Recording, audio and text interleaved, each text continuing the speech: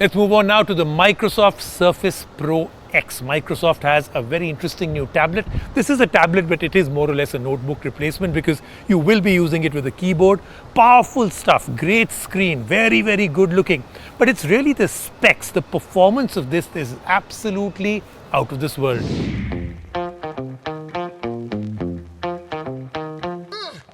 Okay, so we're all familiar with an iPad. A tablet with a mobile ARM-based processor behind it, supports a keyboard, it can be attached to through magnets. It also works well with a stylus called the Apple Pencil. It is fast, it's great, it has all the apps you need, and it's all sold separately.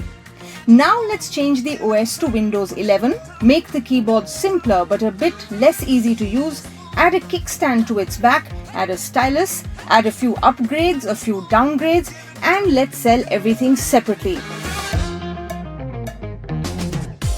That's what the Surface Pro X is. Well, almost. Let us explain. The Surface Pro X, primarily straight out of the box, is a Windows 11 tablet. It comes with a handy kickstand which makes using it easier. Easier because with the 13-inch display it can get very heavy for the hands to operate while being held up. Even if the Pro X does not get that thick, but with metal all around and relatively thinner bezels on the front, it sure does look premium. It has two USB-C ports and the volume rocker on the left side and the magnetic surface connector for charging along with the power button on the right side. It mysteriously lacks a headphone jack. Right above the display is the front camera with Windows Hello support. It sits at the top when the tablet is in landscape mode, which is convenient. It works great for video calls. The display up front is a 13-inch one. Its aspect ratio is 3:2 and the resolution is 2880 by 1920. The display is sharp and color accurate. It gets bright just enough for the outdoor sun. Right beside the display on each side are front-facing speakers. The sound they push out is decent even if they lack a good bass response. Inside the Pro X, everything is powered by an ARM chip developed by Qualcomm called the SQ1. There is another, more powerful version of the chip called the SQ2, but that's available for just business customers. It is a chip developed with an architecture very similar to the one in a smartphone, just for a tablet with Windows 11 on it. Now, an ARM chip on a Windows tablet is a dual-edged sword. It means lightning-quick boot times, faster performance, good battery life, and a slimmer and lighter design without any deficiency in performance. But at the same time, the apps that work on other Windows products won't work here. If they do, there would be slowdowns.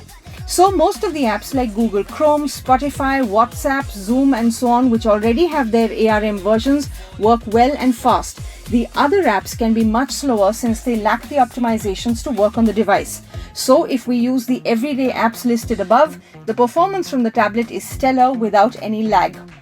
With Windows 11, which is a software more comfortably used with a keyboard and mouse, selling a tablet without at least the keyboard in the box is hard to accept. And even with the ARM chip inside, the battery is not as great as one would think. It lasts for 8 hours, which will only be just enough for an entire workday, but just by the skin of your teeth. And for everything good and bad with the Microsoft Surface Pro X, it starts at the price of 84,994 rupees with the keyboard and pen sold separately. Yes, the Surface Pro X is very similar to the iPad Pro. It does have upgrades over it, but at the same time, the downgrades are all there to see. With better app support, better optimizations, much faster performance, and a much better display, the iPad Pro is not only easier to use, getting the smaller 11-inch version for the same storage and cheaper price is the better choice here. So recommending the Surface Pro X is hard, and if your requirement is Windows, you will be much better off with a laptop.